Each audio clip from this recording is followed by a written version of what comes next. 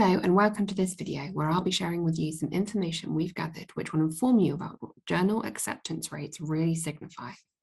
I'm Rachel Herbert, a Senior Research Evaluation Manager and an Associate of the International Centre for the Study of Research, or ICSR, at Elsevier. The mission of the ICSR is to further the study of research and thus to contribute to the evidence base supporting the practice of research strategy, evaluation and policy. What I'm going to talk about today should help you decide how much to factor in a journal's acceptance rate when deciding where to submit a manuscript. But first of all, let's talk about what the journal acceptance rate is. Of course, journals cannot publish all manuscripts that are submitted to them. The editorial board must decide which research is deemed worthy of and relevant for publication in a journal. This process is a form of gatekeeping, choosing from unsolicited manuscripts submitted to the journal. The editorial team accepts some and rejects others, often after peer review. A way to quantify this process is the journal acceptance rate. Quite simply, the journal acceptance rate is the number of accepted manuscripts divided by the number of submitted manuscripts.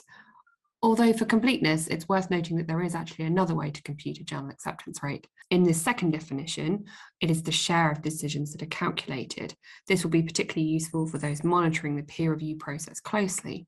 The former is the definition most commonly reported on journal and publisher web pages, and we believe this is the definition of journal acceptance rates that authors interact with, and so we'll use this one throughout the video.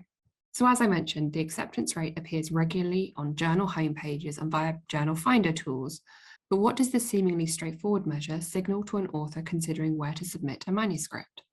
Several practical factors influence the number of manuscripts that each journal accepts: the quality, interest, or importance of submitted manuscripts, the number of and relationships to other journals in the same field, and perhaps any submission or peer review backlogs or page limitations.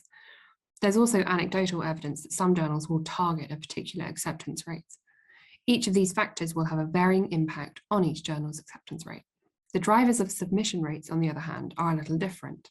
The size of the field by volume of funding or number of researchers and publications, the number of and relationships among journals, journal brand awareness or perceived prestige, and the potential impact of successful publication for the author. For example, in some cases, being published in certain journals can help secure future research funding. The metrics toolkit suggests that the acceptance rate can be used as a proxy for perceived prestige and demand as compared to availability. Yet overlapping drivers for the two factors determine an acceptance rate. And the concept of separating the wheat from the chaff is pushed to the limit when journals such as Nature and Science have acceptance rates of 10% or less. Being rejected from extremely selective journals surely can't tell us much about an individual manuscript. If articles cannot be judged on what journal they are rejected from because we cannot distinguish the reason for rejected, can a journal's acceptance rate really be a signal of quality or rigorousness of the peer review process? If not, then what does the acceptance rate really mean? In 2020, the ICSR at Elsevier explored a set of 2,371 journals and their acceptance rates in 2017. The majority of the journals, 82%, are published by Elsevier. The journals represent a broad set of subject areas, journal types and ages, with all but the social sciences and arts and humanities well presented. The journals in the dataset had acceptance rates ranging from 1.1% to 93.2% in 2017. The average was 32%. So overall, journals tend to accept fewer articles than they reject. To determine what acceptance rates signify, we took the approach of comparing acceptance rates with the range of other indicators and attributes of the journals to see what correlated with high or low acceptance rates. Firstly, journal size. We hypothesized that although journals vary in size, they may be in competition for the same authors and manuscripts. If a small journal feels at risk of being outpaced by a large journal, then it may lean towards a higher acceptance rate to help make itself more appealing to authors. Overall, though, there's no strong relationship between journal size and acceptance rate. In our data, the relationship between high acceptance rates and small journals is so weak as to almost be non-existent.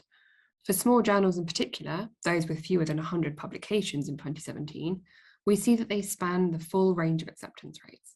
Larger journals seem to have a slightly smaller but still wide range of acceptance rates, with most clustered between 10 and 60%.